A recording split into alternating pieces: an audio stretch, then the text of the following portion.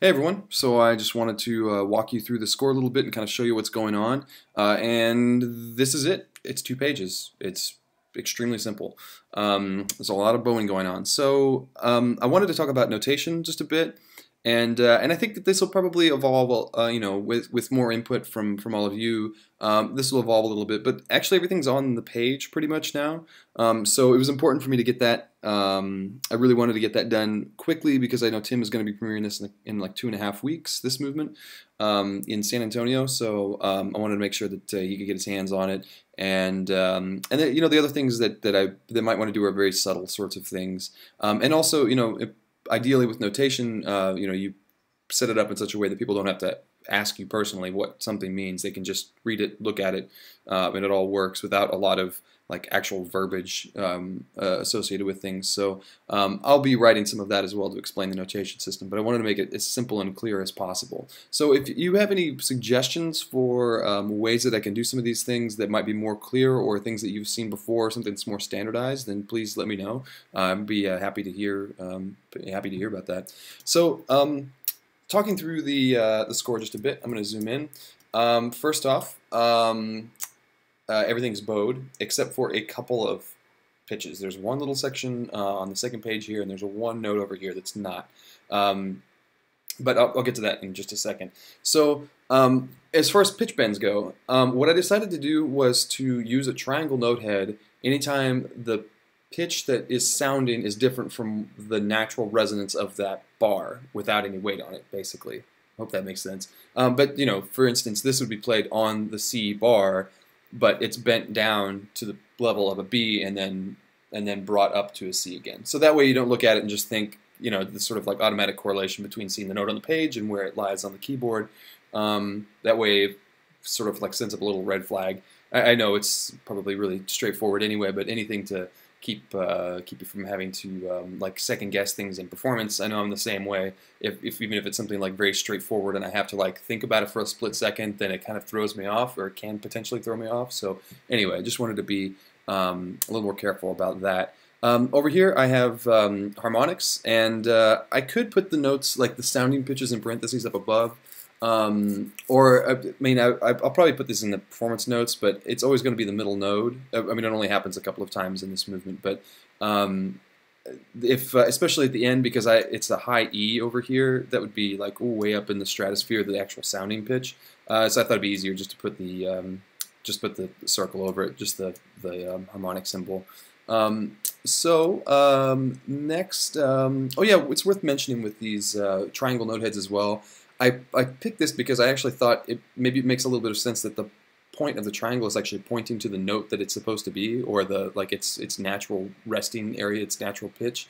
I don't know, maybe that's just kind of silly, but in this case here, so I have a pitch bend that's going on over the course of 6 beats, so it crosses the bar line, and I thought about just doing a headless, like a stem with no head.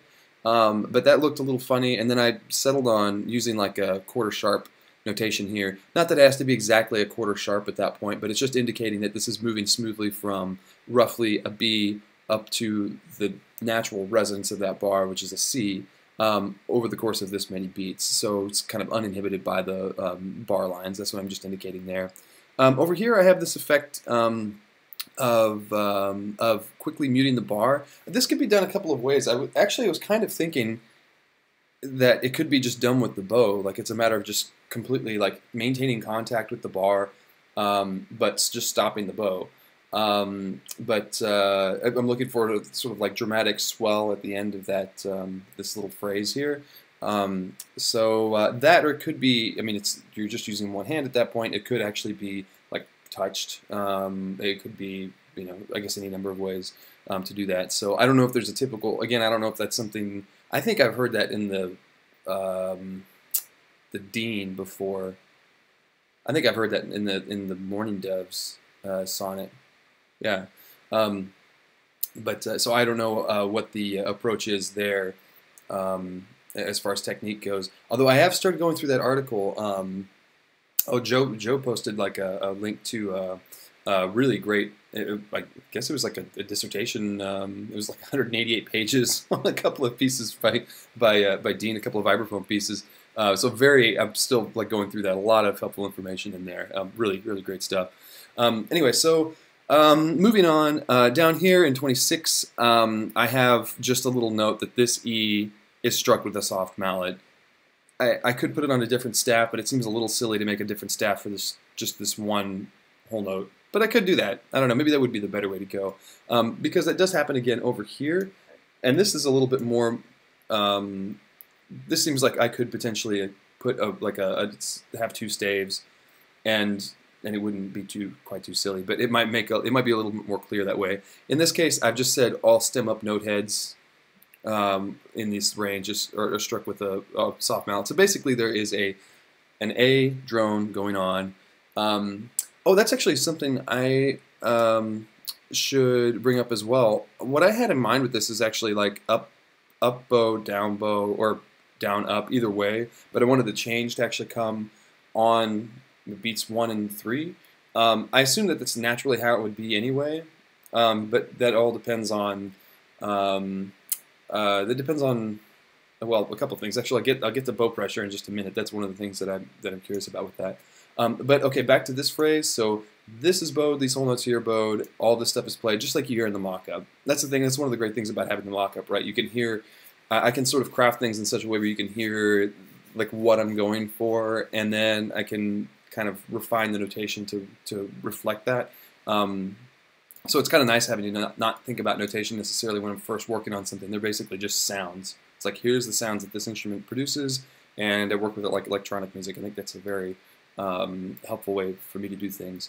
Back to this here, I'm curious about bow pressure, if that's something that you've seen notated before. That seems like one of those things like roll speed or like you know, whether to play like towards the top of the mallet or the side or whatever. It's sort of a decision that's just up to the performer about like what sound you really want to get at any given time. And I'm definitely fine with just leaving that sort of open for interpretation. But I'm just curious if you've seen that before, or if it's typical for everybody to increase dynamic by adding more bow pressure.